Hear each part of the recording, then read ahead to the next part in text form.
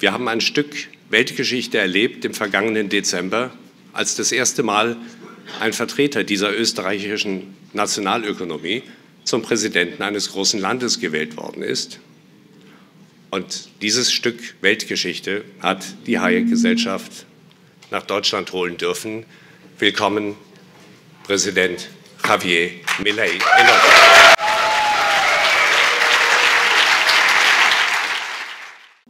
Sie verankern eine pro-freiheitliche Grundhaltung, auch damit sich dauerhaft etwas ändern kann.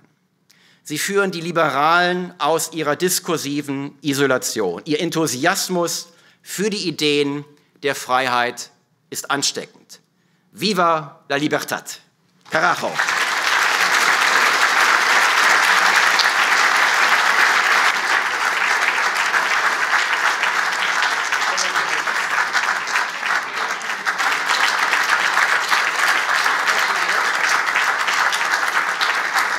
Der Vorstand der Friedrich-August-von-Hayek-Gesellschaft verleiht dem argentinischen Staatspräsidenten Javier Gerardo Milei Buenos Aires für seinen ambitionierten Anlauf zur marktwirtschaftlichen Sanierung der Republik Argentinien, besonders für den Mut und die Konsequenz seines Ansatzes im Sinne der österreichischen Schule, mit dem er der Welt zugleich ein ermutigendes Beispiel für die Kraft freiheitlicher Ideen in einem demokratischen Gemeinwesen gibt, die Friedrich-August-von-Hayek-Medaille 2024.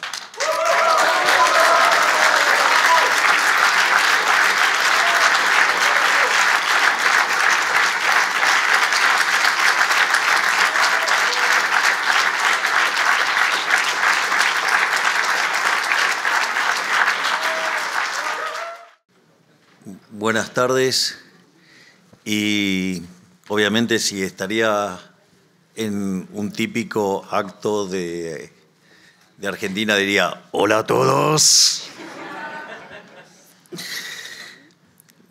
En primer lugar deseo dar las gracias por este reconocimiento a esta lucha que hemos iniciado hace muchos años y que está dando frutos inesperados.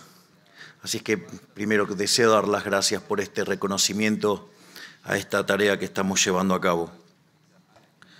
Por otra parte, me gustaría contarles acerca de mi experiencia, de cómo llegué a las ideas de la libertad, porque no es que fui liberal desde el primer momento. En rigor, igual no me siento mal porque Hayek originalmente era socialista. Y como bien dice... y como bien decía Mises que el conocimiento en economía llevaba al liberalismo, y como decía Hayek, si los socialistas supieran de economía no serían socialistas. Así es que cuando aprendí economía pasé a ser liberal. Pero más en la previa yo contaba lo complicado que era para las ideas de la libertad en los ámbitos académicos. Seguramente si ustedes le preguntaran o le preguntan a algún economista de alguna universidad pública argentina o también de universidad privada, quién es Ludwig von Mises, le va a contestar que cree que es el 9 de la selección de fútbol de Holanda. Y en ese ámbito hostil es en el cual los economistas en Argentina nos formamos. Básicamente,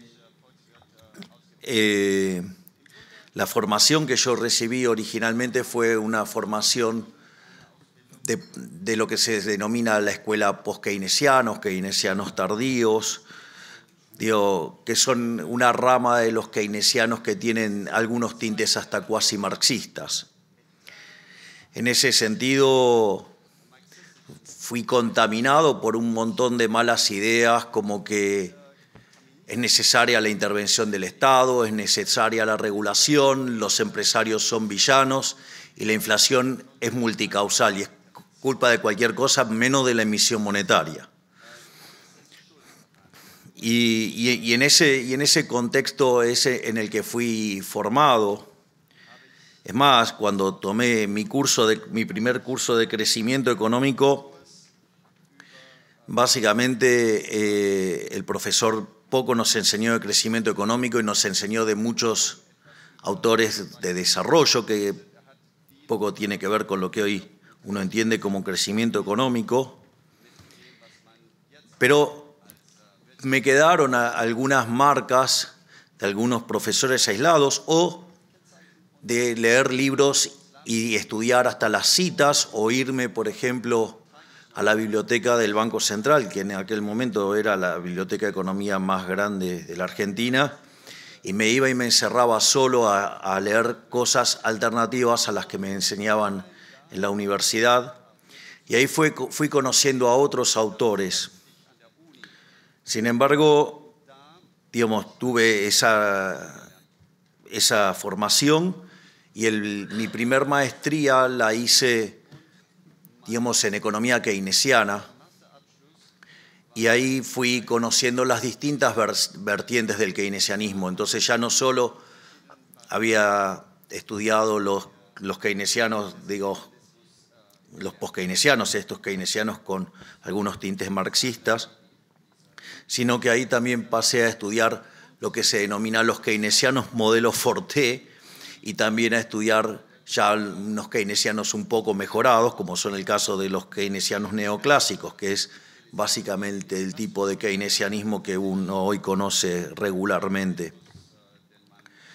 Y con ese herramental salí a trabajar, a buscar trabajo y a tratar de ganarme la vida trabajando como economista. Y la verdad es que era bastante frustrante.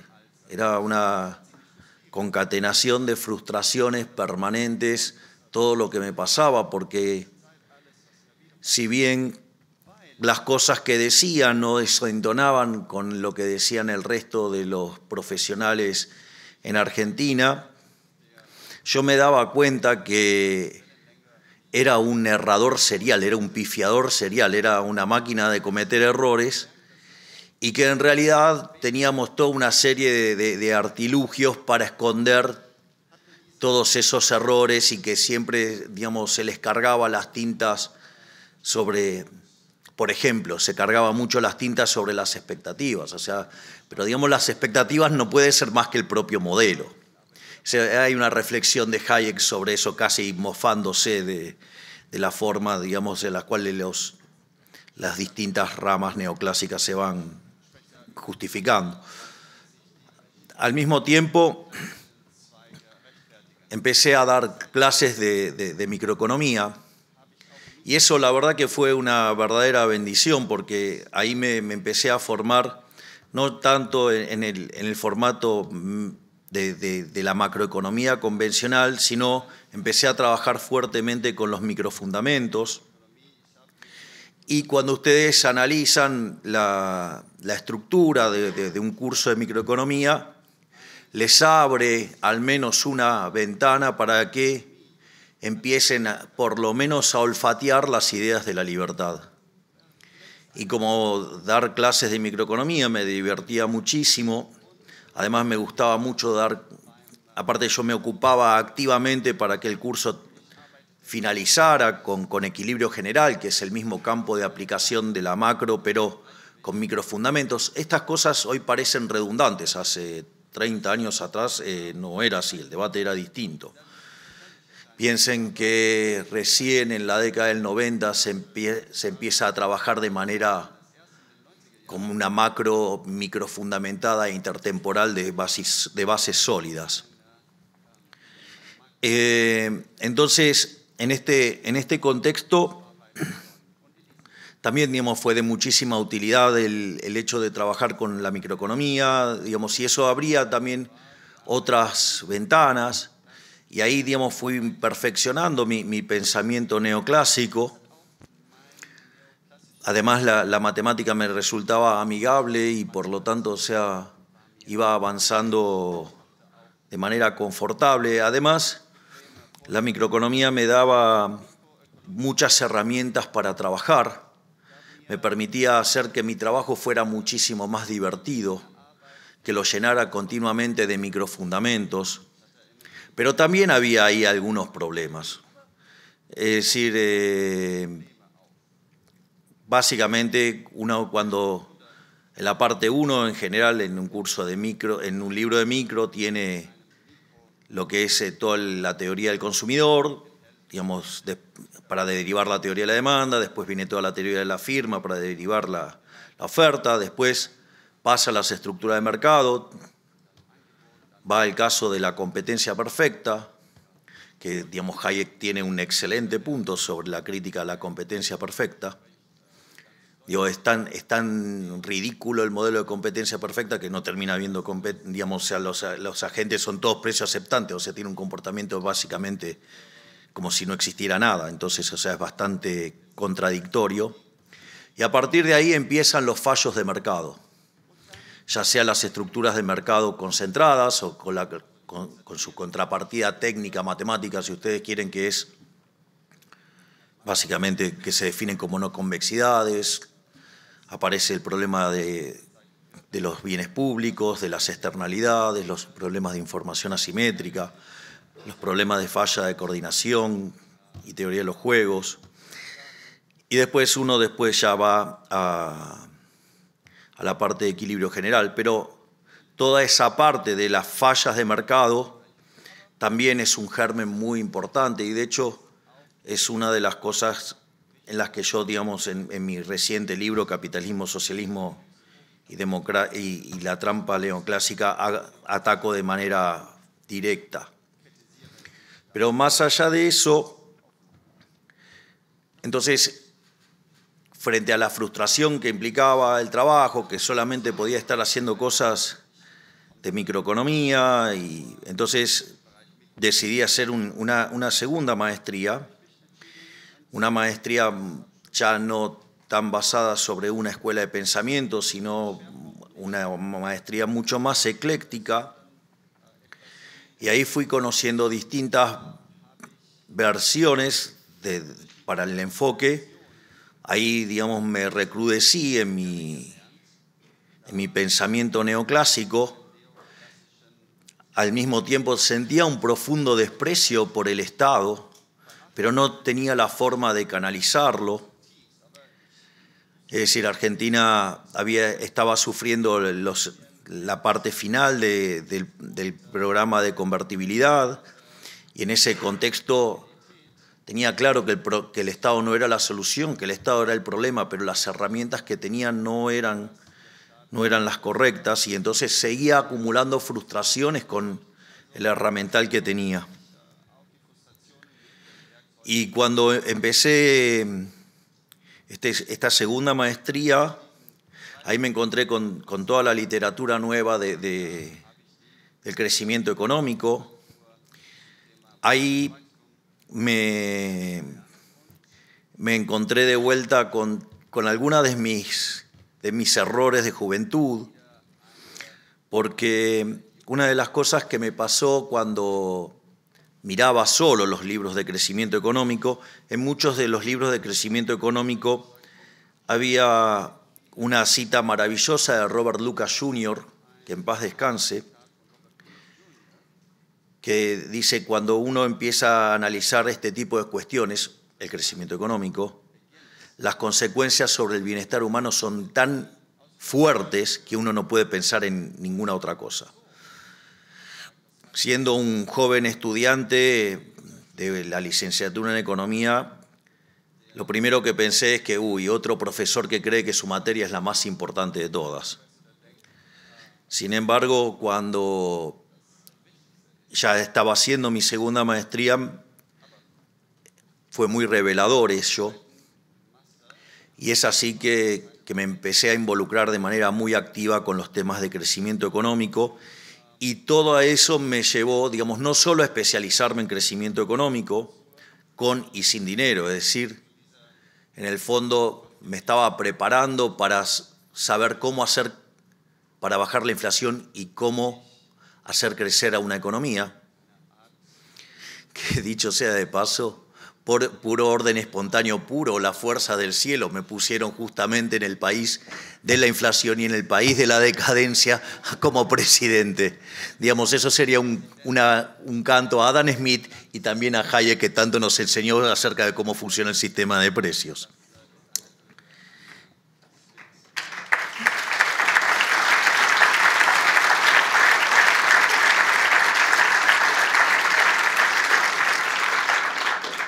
Y en esa lógica, digamos, donde me empecé a especializar en crecimiento, donde leía cuánta cosa de crecimiento económico andaba dando vuelta, me involucré muy activamente en todo lo que es la teoría de los ciclos reales, o sea, el Real Business Cycle. Digamos, me gustaba la matemática, me gustaba la estructura, el Estado hacía ruido, por lo tanto, en ese sentido me sentía muy cómodo, tenía mejores explicaciones que las de antes, eran un poco arriesgadas, tomárselas al 100%, pero siempre uno podía mejorar un poco la modelación para tratar de explicar las cosas. Pero y ahí que ya me sentía muchísimo más tranquilo, más confortable, más cómodo, bueno, vino la crisis subprime. Y en ese momento, al llegar la crisis subprime, y en especial con los problemas del global imbalance, o sea, del desequilibrio global, y cómo esto impactaba, digamos, en lo que tenía que ver Estados Unidos, China y Europa, y cómo nos avecinábamos a una catástrofe similar a la Gran Depresión, eso me obligó a tener que volver a leer autores como Keynes y a Milton Friedman. Es más, de hecho, la lectura de Keynes, o sea, en mi caso no solo me quedé con leer la teoría general, o sea, he leído varios libros sobre Keynes, pero confieso que casi patológicamente la teoría general la leí 5 veces, a punto tal que hasta escribí un libro que se llama Desenmascarando la mentira keynesiana. O sea, por lo tanto, eso me permitió también reconectar con otras partes del debate, pero igual me sentía frustrado, y una de las cosas que dije, bueno, solamente me voy a dedicar a crecimiento económico, las cosas que diga son válidas en el largo plazo. En cuanto a mi trabajo, utilizo los fundamentos micro y basta, y no me hago más problema. Y ahí estaba feliz con el crecimiento económico. Y me quedé ahí haciendo crecimiento económico, me quedé en ese lugar, sin tener que confrontar en el corto plazo, porque ya me había dado cuenta que por todos los lados que andaban dando vueltas disponibles, en todos la cosa no funcionaba. Pero como todas las cosas buenas, en algún momento terminan. Y en un momento, cuando me invitan a dar una charla en el World Economic Forum, no la que hice lío, sino cuando era más digerible para el resto de los humanos. Entonces me invitan a hablar sobre demografía y crecimiento, y ahí no tuve mejor idea que empezar a revisar el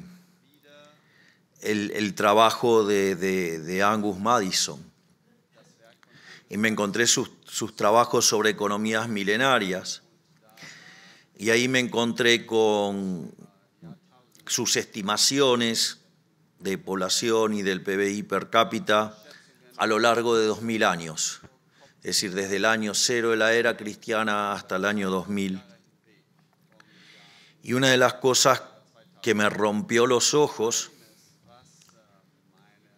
era lo que en la teoría del crecimiento se llama el palo de hockey. Cuando ustedes miran la serie del PBI per cápita desde el año 0 hasta el año 2000, ustedes van a ver que el PBI per cápita prácticamente está constante entre el año 0 y el año 1800. En rigor solamente sube 40% en el siglo XVI, es decir, justo después del descubrimiento de América. Pero si ustedes toman eso en esa serie, el PBI per cápita crecía a una tasa del 0,02%. Es decir, que ustedes para duplicar el PBI per cápita necesitaban 3.500 años. Sin embargo, después apareció la Revolución Industrial y en el siglo XIX la tasa de crecimiento se multiplicó por 33 veces, saltó a 0,66%, donde mucho de esa explicación tiene que ver con mejoras sanitarias y también con mejoras en la salud de las personas y la alimentación. Y cuando ustedes van al siglo XX se produce una nueva aceleración de crecimiento. En la primera mitad del siglo XX el crecimiento se acelera al 1,1%. En la segunda parte del siglo XX se acelera al 2,1% y es más, si ustedes corrigieran por la subestimación de las cuentas nacionales, el crecimiento económico podría estar en torno al 3 o 3,5% per cápita. Es decir, que en los últimos 200 años de esa serie hicimos muchísimo más que lo que habíamos hecho en los primeros 1800 de esa serie, donde ya, como les había dicho, mientras que en la primera parte el crecimiento fue 40%, en la segunda parte que estamos mencionando, el PBI per cápita se multiplicó por prácticamente 10 veces. Va para ser exactos, 8 veces. Y al mismo tiempo, 9 veces, perdón. Y al mismo tiempo la población se multiplicó por 8 veces. Es decir, que el PBI en los últimos 200 años de esa serie se había multiplicado por 72 veces. Más allá de que uno lo cuente como una historia de progreso y demás, eso para la teoría económica es un problema enorme. Cuando ustedes abordan el instrumental neoclásico, ustedes tienen que se asume la existencia de rendimientos constantes a escala o rendimientos marginales decrecientes. Es decir, que en la medida que ustedes agregan una unidad de factor, el producto crece, pero crece menos que proporcionalmente. Y ese problema, digamos, cuando ustedes miraban acá, la población se multiplicó por 8 veces y la producción por 9. Entonces, claramente eso no tenía sentido. Ahora, la contraparte teórica de esto es que la existencia de rendimientos crecientes implica estructuras concentradas de mercado. Y las estructuras concentradas de mercado, el caso más extremo sería el del monopolio, pero cualquier situación de estructuras de mercados concentradas implican, desde el punto de vista de la eficiencia paretiana, algo que es malo. Entonces nos encontrábamos con una serie que nos decía, si uno miraba en los microfundamentos, que eso era malo para el bienestar. Y la pregunta era cómo algo que recibió a la población del mundo con un 95% de pobreza extrema y la había llevado en ese momento a niveles en torno al 10%, ¿cómo podía ser que la teoría económica dijera que eso era malo? Esa situación era verdaderamente muy desafiante.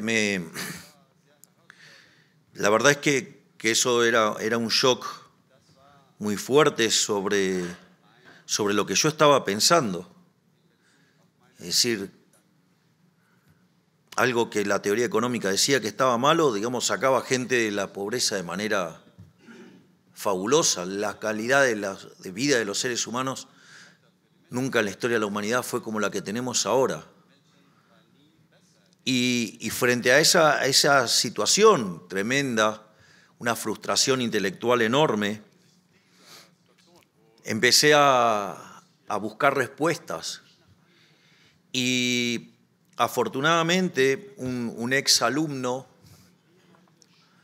de economía matemática que había trabajado muy bien y yo lo había llevado a trabajar a donde yo tenía un empleo formal, ese exalumno mío tenía la costumbre de leer autores austríacos. Y frente al dilema que yo tenía, me facilitó un artículo de Murray Newton Rothbard que se llama Monopolio y competencia. Y esa fue una experiencia verdaderamente maravillosa porque es un artículo de 140 hojas y después de las 3 horas que tardé para leerlo,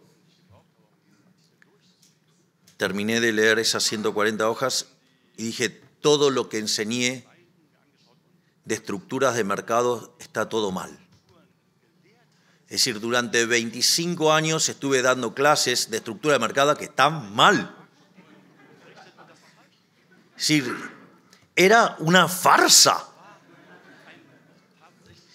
Y el efecto ese fue tan fuerte que le pregunté a esta persona dónde podía conseguir libros de estos autores. Y recuerde que, digamos, cuando ustedes iban a estos ámbitos académicos, Ludwig von Mises era el 9 de la selección de fútbol de Holanda. Entonces era una cosa como media complicada. Y entonces le pedí dónde podría comprar ese tipo de libros si no estaban en ningún lado. Y entonces me recomendó una librería que vendía libros de Editorial Unión, donde publica, por ejemplo, el profesor Jesús Huerta de Soto, a quien tanto admiro, y otros tantos autores maravillosos. Y entonces fui y empecé a comprarme todos los libros que veía me gustaban y entonces me compré ese día cerca de 20 libros y no compré más libros porque no tenía plata. Es decir, necesitaba la plata para volver en taxi a mi casa.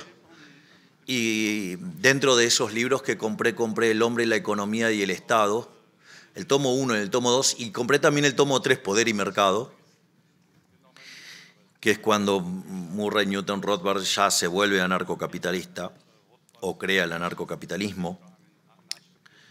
Y le pregunté al dueño de la librería si al otro día volvía, y entonces me dijo que sí. Entonces saqué la cuenta de cuánto necesitaba para comer, de cuánto necesitaba para los taxis, cuánto ir al trabajo, y todo el dinero que me quedaba me lo gasté todo.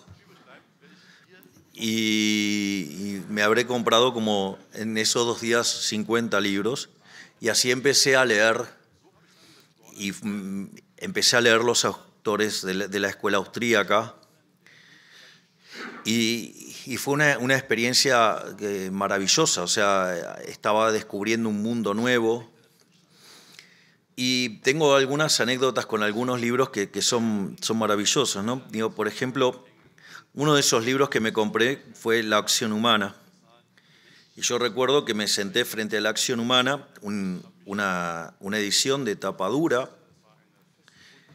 y me lo leí de punta a punta. No recuerdo, digamos, cuánto tiempo tardé en hacerlo, pero creo que estuve como encerrado 2 o 3 días hasta que lo terminé de leer. Y solamente me levantaba para comer, ir al baño y llevar a pasear a Conan. Y quedé deslumbrado con ese libro. Pero ese libro lo había dejado marcado. Entonces fui y me lo compré de vuelta, pero para tenerlo bien. Pero me di cuenta que quería seguir trabajando con el libro, que el otro ya lo había marcado. Entonces dije, bueno, me voy a comprar, o sea, este lo voy a dejar al lado del que primero marqué todo, este lo voy a dejar intacto para, en caso de emergencia, rompa el celofán y léalo. Y fui y me compré otro más y me lo llevé a la oficina. Entonces, cada vez que estaba aburrido en la oficina, lo que hacía era abría aleatoriamente cualquier parte del libro de Mises, de la acción humana, y entonces iba donde empezaba ese capítulo y me lo leía todo de vuelta. Y ese proceso lo fui haciendo a lo largo de varios días, y un día abro y estaba subrayado. Vuelvo a abrir y estaba subrayado. Vuelvo a abrir y estaba subrayado. Bueno, me di cuenta que me había leído por tercera vez La acción humana. Por lo tanto, digamos, Mises es un autor que ha tenido un impacto enorme sobre mí. También leí Socialismo, que también es una obra de arte, Dinero y crédito bancario. Hay un libro que es maravilloso y que sirve para entender mucho de los problemas que enfrentamos los liberales, que es La mentalidad anticapitalista, y que explica por qué la gente odia al capitalismo de libre empresa. También esto lo complementaba con las clases de Huerta de Soto en YouTube, y empecé a asistir a círculos de liberales.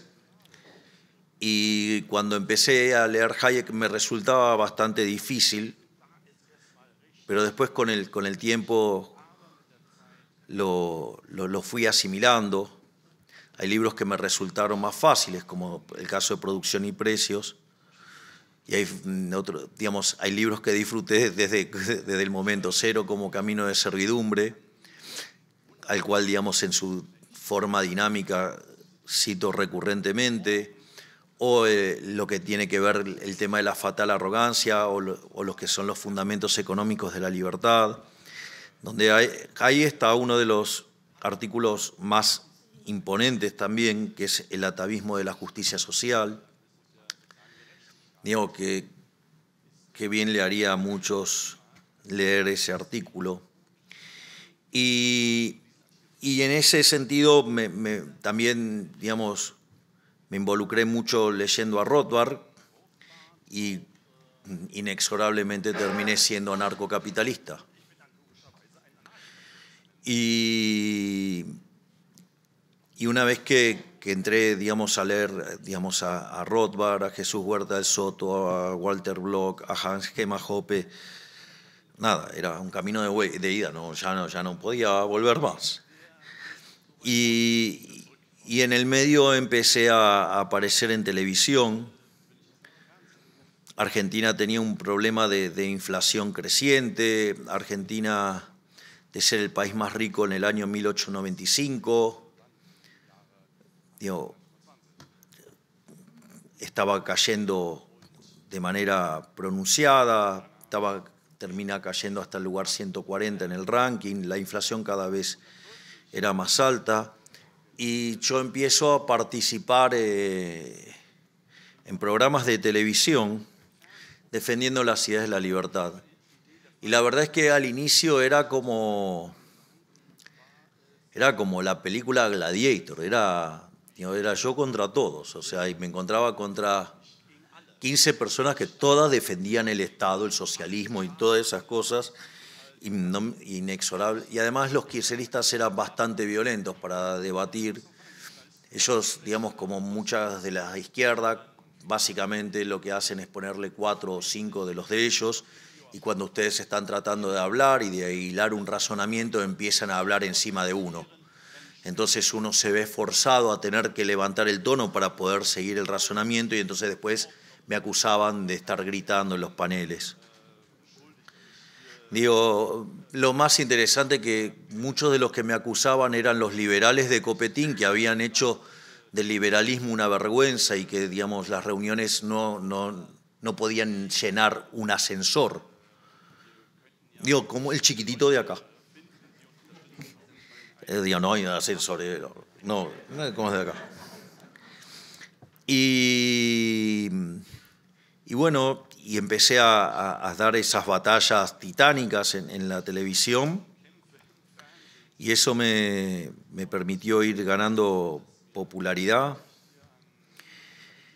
Y en un momento, cuando llegó la pandemia, ahí es como que la sociedad empezó a hacer un clic, porque al estar encerrados hubo una revalorización de las ideas de la libertad. Mire, les voy a contar una anécdota sobre lo que era ser liberal cuando yo empecé a discutir estas cosas en televisión. Un día yo estaba dando clases y un alumno viene súper ofuscado porque le había puesto un 0. Pues estaba todo mal lo que había hecho. No podía ni siquiera ponerle un 1, era regalarle nota. Entonces, el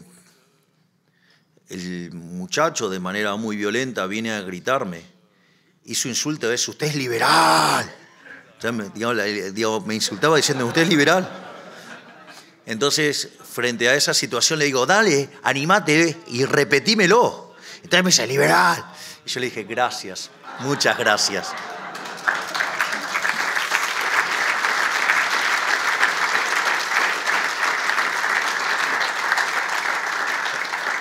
Pero, sin lugar a dudas, con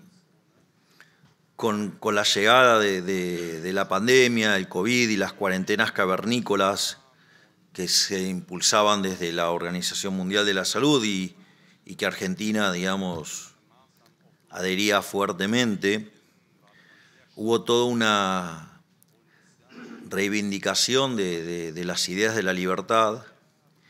Y pasaron algunas cosas muy interesantes, porque muchos de mis seguidores eran personas jóvenes, es decir, y esto es muy interesante, ¿por qué, digamos, esas personas jóvenes, digamos, tenían tanta afinidad con lo que yo estaba haciendo?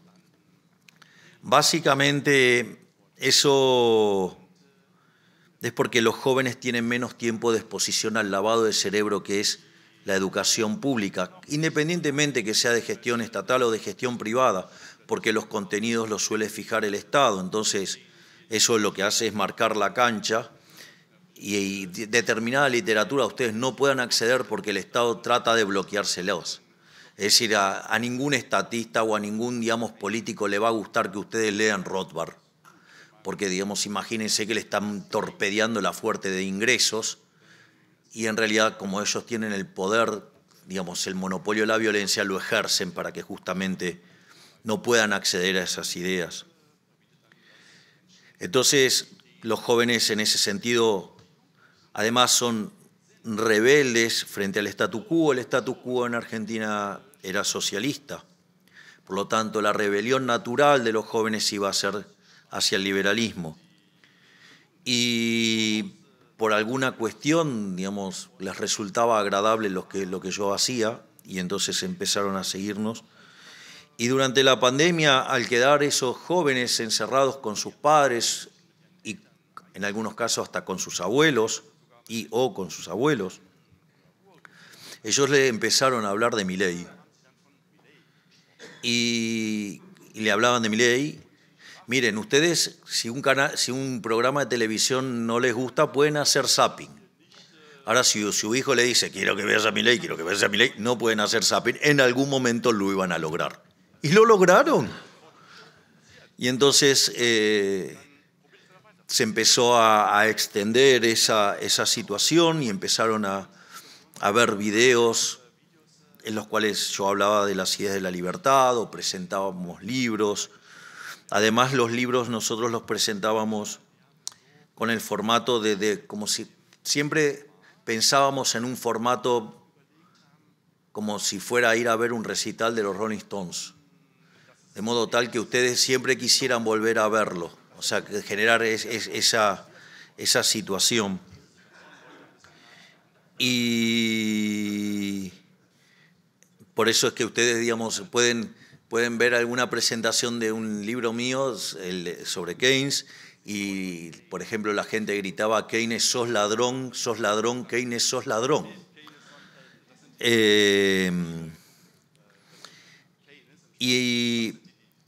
Y cuando uno iba avanzando en esto de la pandemia y con la llegada del gobierno de Alberto Títere Fernández,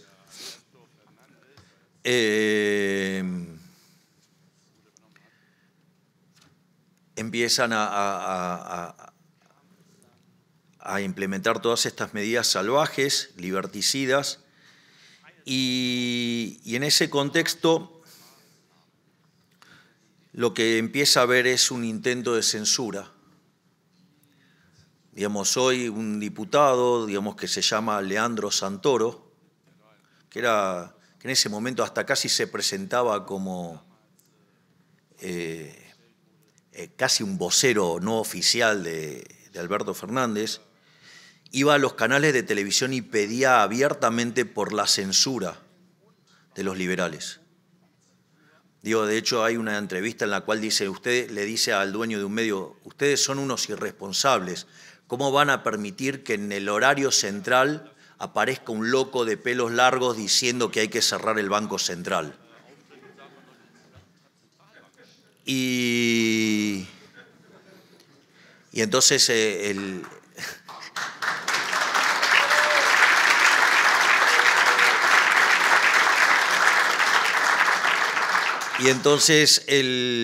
conductor le dice: bueno, decime quién es. Y es tan cobarde Leandro Santoro que le dice: no, te lo digo fuera del aire. Y lo mismo pasó en otro canal también de corte muy kirchnerista, la misma situación. Y ahí directamente ya estaban tan cebados en lo que estaban haciendo que directamente decía que los libertarios éramos un problema, que había que prohibirnos, que había que sacarnos del aire, que no se nos podía dar lugar, que éramos peligrosos. Éramos peligrosos porque estudiamos, leemos. Una cosa verdaderamente impresionante.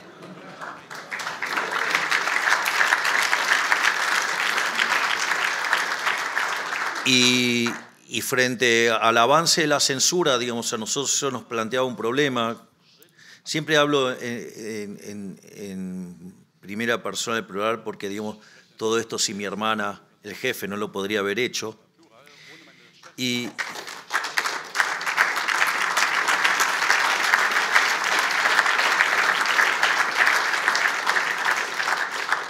en un momento lo que nosotros veíamos es que si bajábamos la exposición en la televisión, no podíamos vender conferencias afuera. Y se nos complicaba el ingreso de dólares para gastar. Entonces, frente a esa situación donde veíamos en riesgo nuestros ingresos, o sea, no es tan romántico el ingreso mío a la política, eso es lo que quiero decir.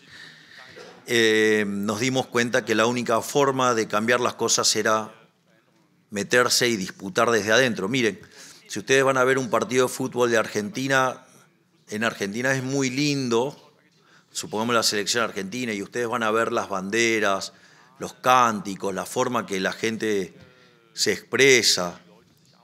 Ahora, el choripán. Y claro, hay que sacárselo a los peronistas. ¿Quién dijo que es solo de los peronistas el choripán? El choripán es de los argentinos. Y en ese sentido, el desafío es: yo puedo poner el balón en el medio de la cancha y por más que la gente grite, cante y haga cosas hermosas, la pelota no se mueve. La pelota no se mueve.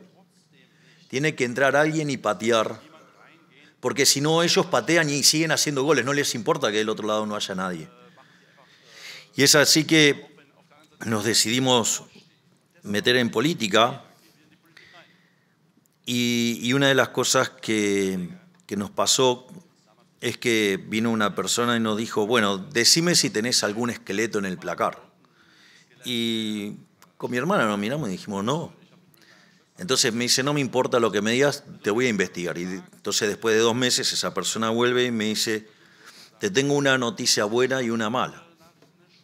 Bueno, como soy un perfeccionista, le dije, primero decime la buena si trabajo sobre la mala.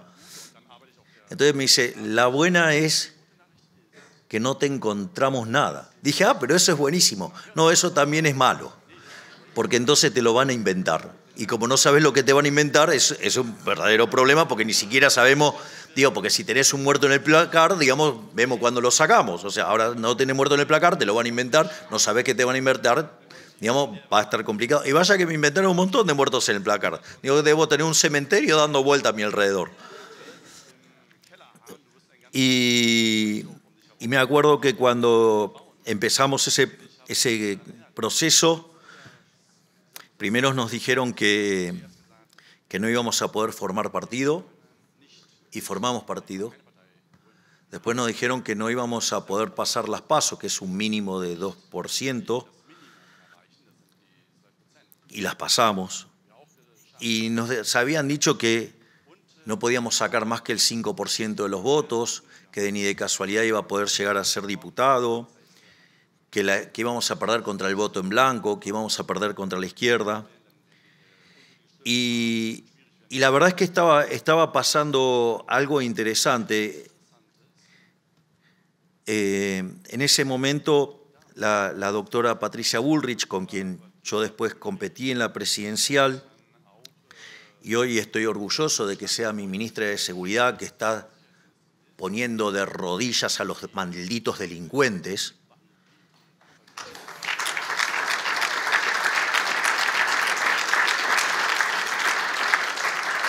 Mientras que todos me subestimaban, ella dijo algo muy interesante. Y les va a resultar lindo, el comentario, porque dice, miren, habría que prestarle un poco más de atención, porque que alguien se ponga a hablar frente a 20.000 personas de Hayek no es algo normal. Es decir, entonces, evidentemente algo estaba pasando.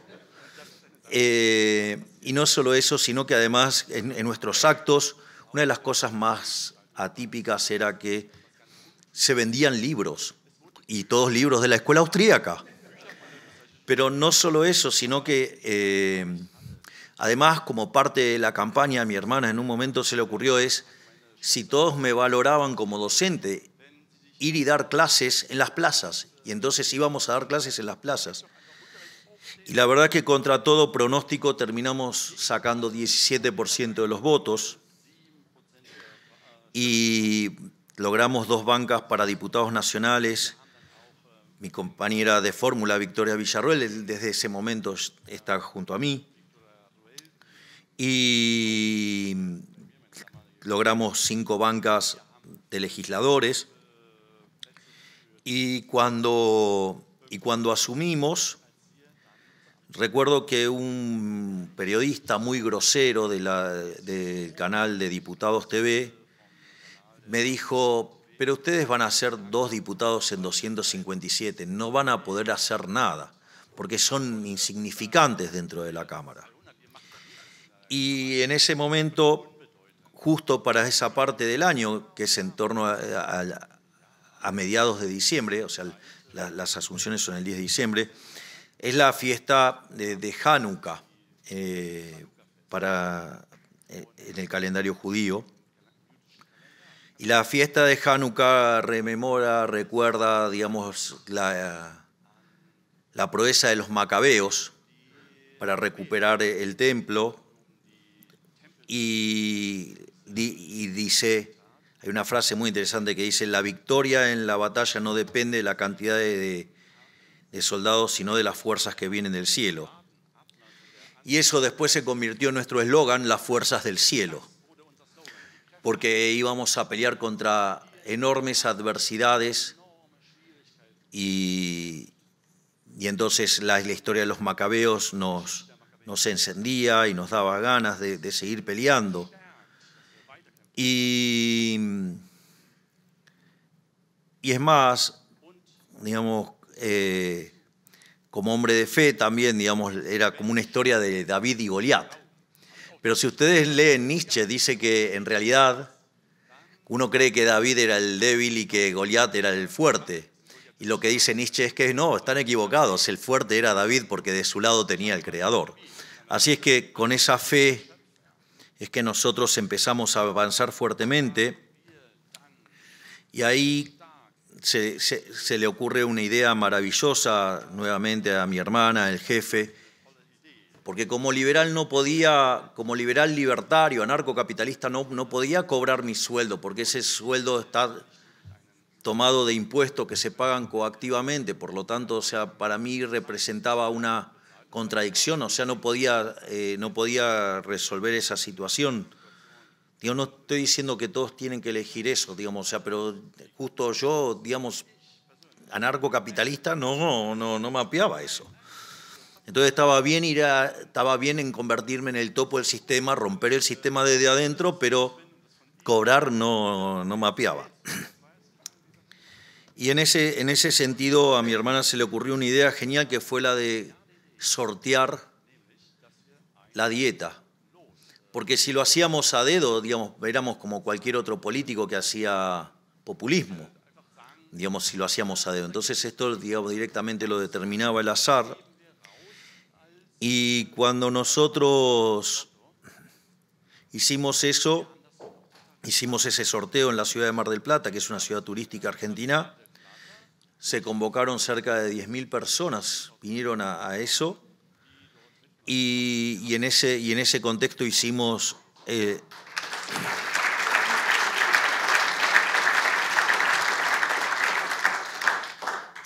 sorteo de la dieta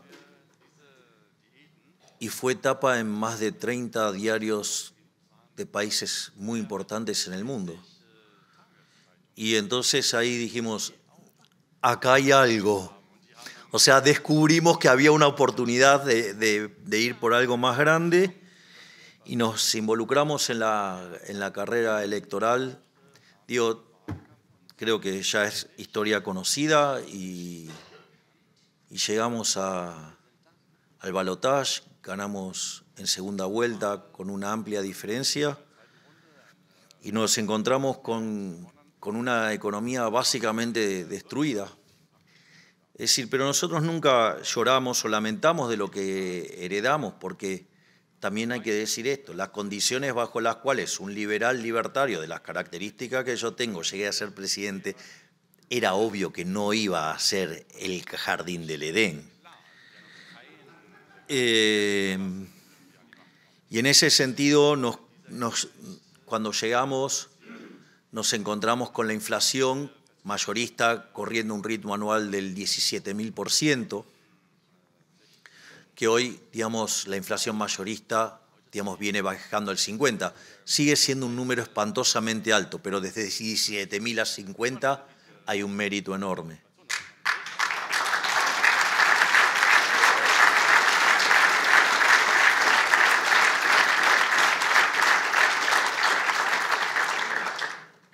Al mismo tiempo, nos encontramos con un déficit fiscal de 15 puntos del PBI, 5 en el Tesoro, 10 en el Banco Central, y nosotros hablábamos de la motosierra, pero decían que era imposible hacer el ajuste que nosotros planteábamos.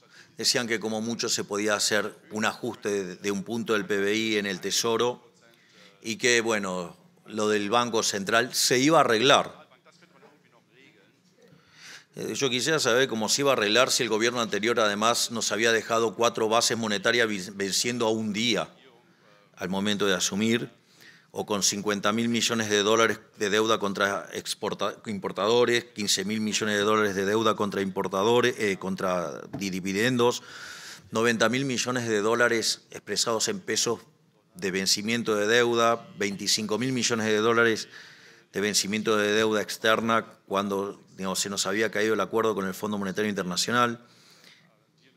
Y nosotros decidimos emprender un ajuste y hoy les digo que a 6 meses de haber asumido hemos hecho el ajuste fiscal más grande de la historia argentina. Hemos ajustado 15 puntos del PBI. .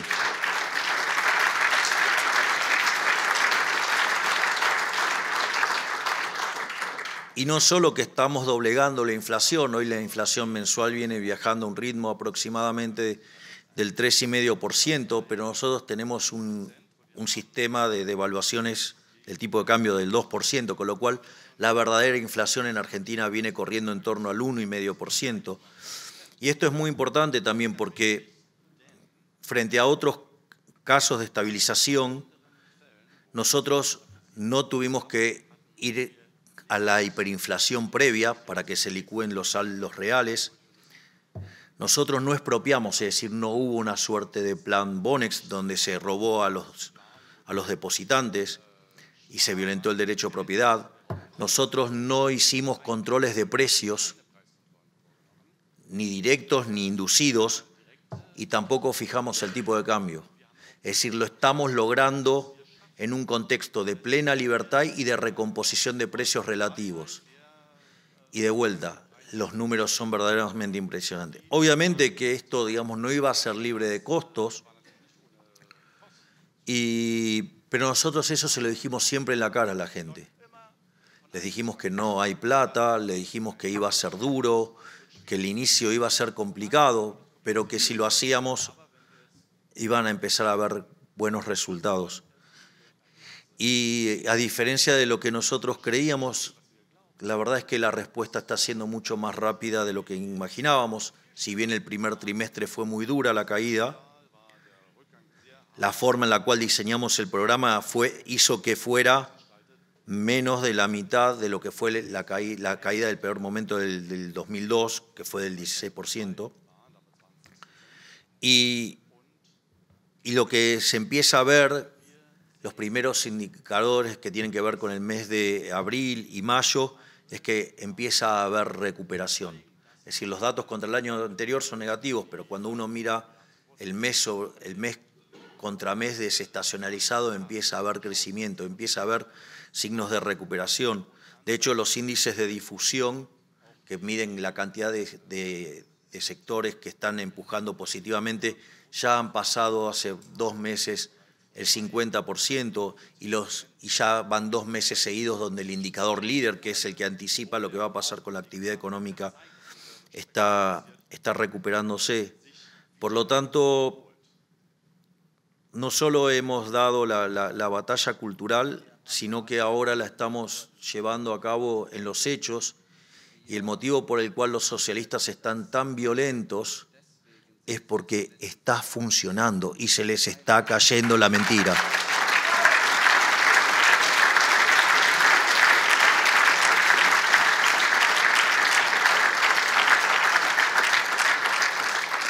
Y finalmente, quiero dejar algunas reflexiones.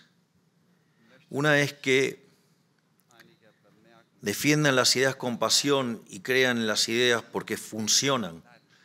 Nosotros no solo es que la política no nos acompañó en estos primeros meses de gestión, porque no nos votó ninguna ley, no nos sacó ninguna ley. Fue una máquina de impedir todo el tiempo. Es decir, no es que no solo no ayudaron, sino que además, desde el primer momento intentaron hacer un golpe de Estado. Y a pesar de todas las trabas, todos los intentos de desestabilización, todos los ataques que hemos recibido, estamos saliendo, estamos siendo exitosos en controlar la inflación y está la actividad recuperándose. Es decir, las ideas son tan fuertes, que aún toda la casta política, la peor parte de la política argentina, toda en contra y tratando de impedir que se ha llevado distintos gobiernos a lo largo de la historia, les estamos ganando gracias a las ideas de la libertad.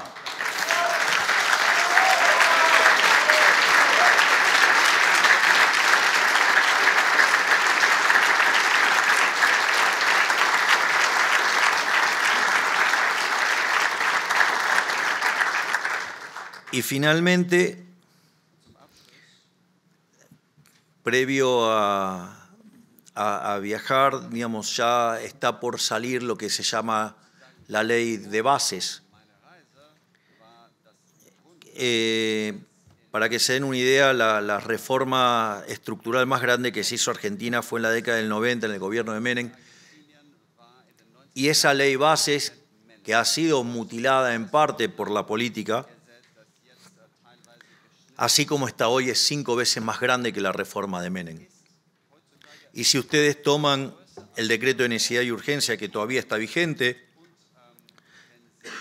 las reformas estructurales que hemos hecho son 8 veces más grandes que la que hizo en Menem, y que podrían haber salido en el primer mes, pero bueno, están saliendo ahora.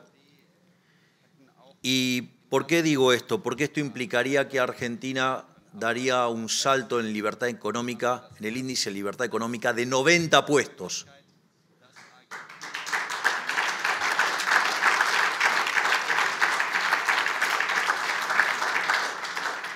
Es decir, que Argentina pasaría a tener niveles de libertad económica muy parecidos a los que tiene, por ejemplo, Alemania o Francia. Pero nosotros queremos más libertad económica. Entonces, un benchmark es, por ejemplo, Irlanda. Irlanda, el país con mayor libertad económica del mundo, a pesar de que ahora está teniendo retrocesos. Y que un país que debe ser el país más miserable de Europa en 35 años, digamos, hoy tiene un PBI per cápita que es 50% mayor que el de Estados Unidos. Entonces, ese sería un lindo benchmark. Pero no solo nosotros tenemos estas 800 reformas estructurales ya en la mesa, sino que además tenemos 3.200 más pendientes. Por lo tanto, no solo que queremos aspirar a la libertad económica de Irlanda,